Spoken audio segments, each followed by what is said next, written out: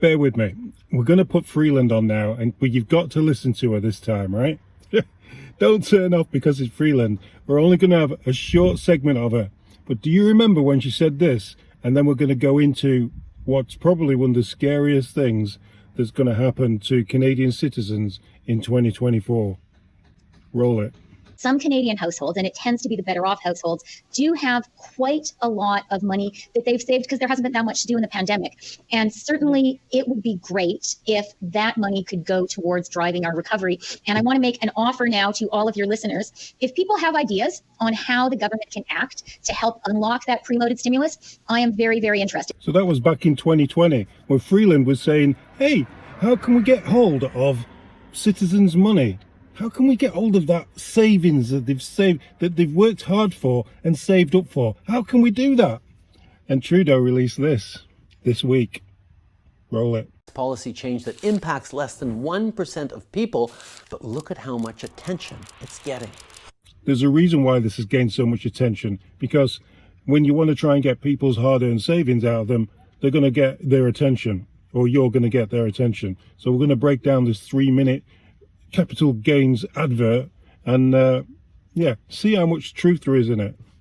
It is disinformation and misinformation. Some people don't think that the richest few should pay more in taxes. Well, I don't agree with that.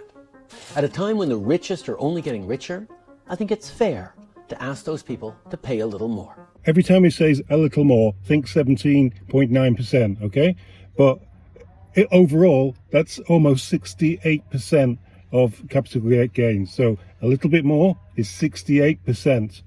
You may have heard of the capital gains tax, or what some people call the capital gains tax advantage. And if you don't know what that is, you probably don't get that advantage. If you don't know what that is, you probably went to a Canadian school and you know every single gender up to the 57th gender. It's basically where you've made enough money and amassed enough wealth in assets that you end up getting a tax break. Here's what I mean. Everybody pays taxes on 100% of their salary. Not exactly 100% of what you earn now, is it, Justin? Eh? What? Not exactly 100%. It's pretty close, but it's not 100%. It's like 5%. If a nurse is making $70,000 a year, or an investment banker has a salary of $800,000 a year, when it comes to paying income taxes, they're both paying taxes on all of that income. Remember, they're in a different income tax bracket on 85% of their annual income, not 100%. Like the nurse might pay around about 20% income tax, and the lawyer or whatever would probably pay around about 33%.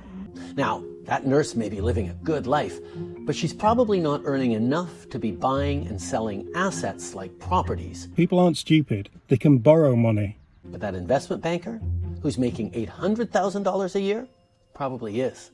He's putting some of his money in assets, like buying and selling properties or shares in companies. This becomes like a second and sometimes bigger source of income for him. A second income also gets taxed. Remember that. When that investment banker sells those assets, he only pays taxes on 50% of the profits he makes. Now, he's not paying 50% in taxes. It means that if he makes $1 million from selling properties or stocks, taxes only apply to $500,000 worth of it. So when all the math is done, that nurse is paying about 29% in taxes on her full $70,000 salary. But the investment banker, he's only paying taxes on half of the money he makes from selling assets. You just conveniently didn't mention the fact that he pays 33% on his actual wage as well there, did you? That's the capital gains tax advantage. And it's not really fair. So we're going to change that. What if the nurse decides to borrow some money and buy a second home and rent that home, thus making more rental homes for Ontario or Canada, and treat that as as an investment? What happens if the nurse decides to borrow money and invest? If it falls on its face and she gets the house repossessed because the tenants don't pay her rent, will the government bail her out? Or just take a third of the profit from her investment that she took the risk on? I say her because my neighbour next door has done exactly that. She's a nurse. Starting June 25th, If someone makes up to $250,000 in capital gains, they're still going to pay taxes on only half of that. But for anything they make over $250,000, they're going to pay a little more. They'll pay taxes on 2/3 of that. So the very richest people are going to profit a little less off their assets. Only 0.13% of Canadians, to be exact. I don't believe that percentage. I wonder how many landlords there are in Canada renting out second, third and fourth homes. I have 2 in my street. And my street's only got 8 houses in it. I have the guy across the road. He has about 4 properties that he rents, and he's just a regular guy. And my nurse next door. These are people who have an average income of $1.4 million a year and are mostly in their 60s or older. So why am I telling you this if the vast majority of you won't pay $1 more? Well, for 2 reasons. First, the conversation always seems to be dominated by the richest people in a society. It's not gone unnoticed that the Prime Minister of Canada, Mr. Justin Trudeau, his personal wealth has rocketed since he became the Prime Minister of Canada. Has it? You should care about your tax system. This change to the capital gains tax will result in almost $20 billion in new revenue. Revenue that will go towards the biggest investment in housing in Canadian history. How many more government jobs will this pay for? Revenue that will create a national school food program that will make prescription contraception and insulin available for anyone who needs it. That'll build a national dental care program. See, a fair system creates a fair country. And that's what I want. A fair Canada for every generation. Well, there you go.